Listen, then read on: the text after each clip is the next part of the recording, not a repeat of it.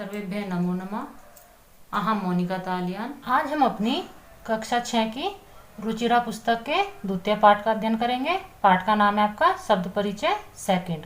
यहाँ पर आपका शब्द परिचय सेकंड जो लिखा हुआ है, इससे पहले जो आपने पाठ पढ़ा है वह था आपका शब्द परिचय फर्स्ट। उस पाठ में आपने अपने पुल्लिंग वाले शब्द का परिचय प्राप्त किया है। इस वाले पाठ में आप अपने स्त्रीलिंग वाले शब्दों का परिचय देखेंगे। इन पाठ में आपका एतत् और तत् इन सर्वनाम का भी परिचय आपको साथ साथ दिया जा रहा है। जो आपके तत् और एतत् सर्वनाम है, उनका जो अर्थ होता है वह आपका एतत् का होता है यह, और तत् का अर्थ होता है आपका वह आपके तीनों ही लिंगों में चलते हैं। पुल्लिंग का परिचय आप प्राप्त कर चुके हैं, जो आपका एषः और सः के रूप में था। एषः का अर्थ था आपका यह और सः का अर्थ था आपका वह।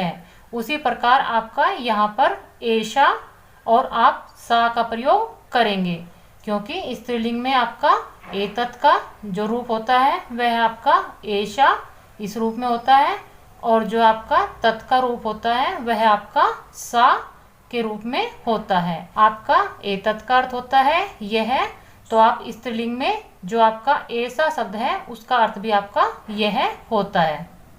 आप यहाँ पर देख लीजिए, ऐसा का जो यह आपका का शब्द है यह आपका किम सर्वनाम का स्त्रीलिंग वाला शब्द है।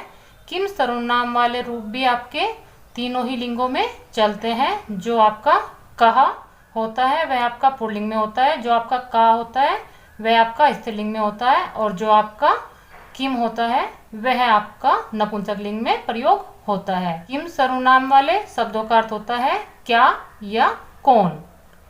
तो आपका यहाँ पर स्त्रीलिंग वाले शब्दों का प्रयोग हुआ है, तो आप इस बात का ध्यान रखेंगे कि इसमें आपके पाठ में अधिक से अधिक जो शब्द हैं वह आपके स्त्रीलिंग के ही होंगे। ऐसा का अर्थ है यह क्या है। ऐसा दोला यह झूला है। ऐसा का अर्थ होता है यह, दोला का अर्थ होता है झूला। दोला कुत्र अस्ति जो आपका झूला है। कुत्र आपका अव्यय शब्द है प्रश्नवाचक में, यह आपके स्थानवाचक में प्रयोग होता है। कुत्र का अर्थ होता है कहाँ, अस्ति माने है। दोला कुत्र अस्ति झूला कहाँ है। दोला उपवने अस्ति, दोला का अर्थ आपका झूला है, आप जानते ही हैं। उपवने का अर्थ होता है आपका बगीचा, अस्ति है, झूला बागीचे में है। यहाँ पर जो आपका यह चित्र दिखाया हुआ है इसके बारे में यह आपके वाक्य इन्होंने यहाँ पर दिए हुए हैं। आपने जो अभी यह वाले वाक्य पढ़े हैं यह आपके यह ऐसा के लिए प्रयोग हुआ है। यहाँ पर आपका जो सा का यह जो आपका वाक्य है यह आपका तत् के स्त्रीलिंग के रूप में सा का अर्थ होता है वह, यह दूरी के लिए आपका प्रयोग होता है। सा का वह क्या है, तो यह आपका यहाँ पर दिखाई दे रहा है कि यह आपका दूर है और यह आपके पास थे, तो यहाँ पर इनका प्रयोग हुआ था यह, और यहाँ पर आपका प्रयोग हो रहा है वह। सा घटिका वह घड़ी है। घटिका किम सूचयति घड़ी क्या सूचना देती है। घटिका समय सूचयति घड़ी समय की सूचना देती है। यहाँ पर घटिका का जो अर्थ है वह आपका है घड़ी। सूचयति का आपकी क्रिया है कि सूचना देना इसका कार्य है। यह आपका जो शब्द है यह आपका क्रियावाचक शब्द है। यहाँ चित्र में आपको दो चिड़ियाँ दिखाई दे रही हैं। इससे पहले जो आपने अपने चित्र देखे हैं और जो आपने वाक्य पढ़े हैं वह आपके एक ही थे, यानी कि वह आपके एक वचन वाले वाक्य थे। यहाँ पर आपको दो चिड़िया दिखाई दे रही है, तो यह आपके द्विवचन वाले वाक्य होंगे। एते के यह कौन है। एते जो आपका शब्द है यह आपका द्विवचन का शब्द है कि यह दोनों। के माने कौन। यदि आपका सर्वनाम का शब्द एक वचन का है तो आपका प्रश्नवाचक शब्द भी एक वचन का होगा। यदि आपका सर्वनाम शब्द द्विवचन का है तो यहाँ पर आपका जो प्रश्नवाचक शब्द है वह भी द्विवचन का ही होगा, इसलिए यहाँ पर एते के कहा गया है। किम एते कोकिले क्या ये दोनों कोकिले, कोकिले का अर्थ है कोयल है। ना, ना माने नहीं। एते चटके, नहीं यह दोनों चिड़िया हैं। चटके किम कुरुतः, चिड़ियाएं क्या कर रही हैं। यहाँ पर आप ध्यान देंगे कि चटके आपका द्विवचन के कर्ता के रूप में है, तो इनकी क्रिया भी आपकी द्विवचन के रूप में ही है। एते विहरत, यह दोनों घूम रही हैं। विहरते का अर्थ आपका घूमना भी होता है, लेकिन यहाँ पर इन्होंने चिड़िया होने के कारण फुदक रही है, यह इसका अर्थ लिया है। यहाँ पर इस वाक्य में आपको दो गाड़ियाँ दिखाई दे रही हैं और यह गाड़ियाँ आपकी कुछ दूरी पर हैं, तो दूर के लिए आपका जो द्विवचन में शब्द प्रयोग होगा वह होगा आपका ते। ते के का अर्थ है कि वह दोनों कौन है। यहाँ पर आपकी गाड़ी में जो ड्राइवर की सीट पर आपकी बैठी हुई दो महिलाएं हैं उनके बारे में यहाँ पर बातें हो रही हैं। ते चालिके स्तः, वह दोनों चालिका है। ते माने वह दोनों, चालिके, चालिके आपका महिला ड्राइवर स्तः है, वे दोनों महिला ड्राइवर हैं। ते किम कुरुतः, वह दोनों क्या कर रही हैं। ते वाहनम चालयत, वह दोनों वाहन चला रही हैं। यहाँ पर आपको चित्र में आपकी 3 थाली दिखाई दे रही है।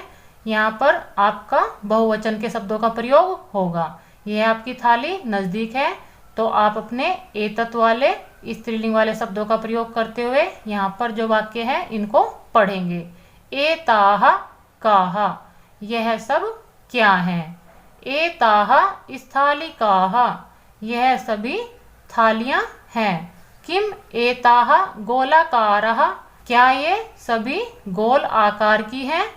आम एताहा गोलाकारः एव, हाँ यह सभी गोल आकार की ही हैं। यहाँ पर जो इन्होंने यह वाक्य दिए हैं यह आपकी इन थालियों के बारे में है, क्योंकि आपकी यह संख्या में 3 है तो ये आपके बहुवचन में आएंगी। एक वचन में आपके एक व्यक्ति या किसी भी पदार्थ के बारे में बात होती है तो आपका एक वचन होता है।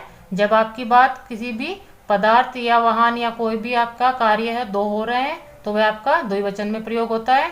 जब आपके 3 या 3 से अधिक कोई भी पदार्थ या उनके बारे में बात होती है तो वे आपके बहुवचन में प्रयोग होते हैं। यहाँ पर जो ये वाक्य दिए हुए हैं, यहाँ जो आपकी यह बकरियां हैं इनके बारे में यह वाक्य है। यह आपके कुछ दूरी पर है, तो इसलिए इन्होंने यहाँ पर आपके दूरी वाले जो तत्व सर्वनाम है उसमें आपका जो स्त्रीलिंग वाला शब्द है ताहा, उसका इन्होंने यहाँ पर प्रयोग किया है। ताहा काहा, यह बच्चे ने यहाँ पर निशान लगाया हुआ है, तो यह आपका कुछ भी नहीं है।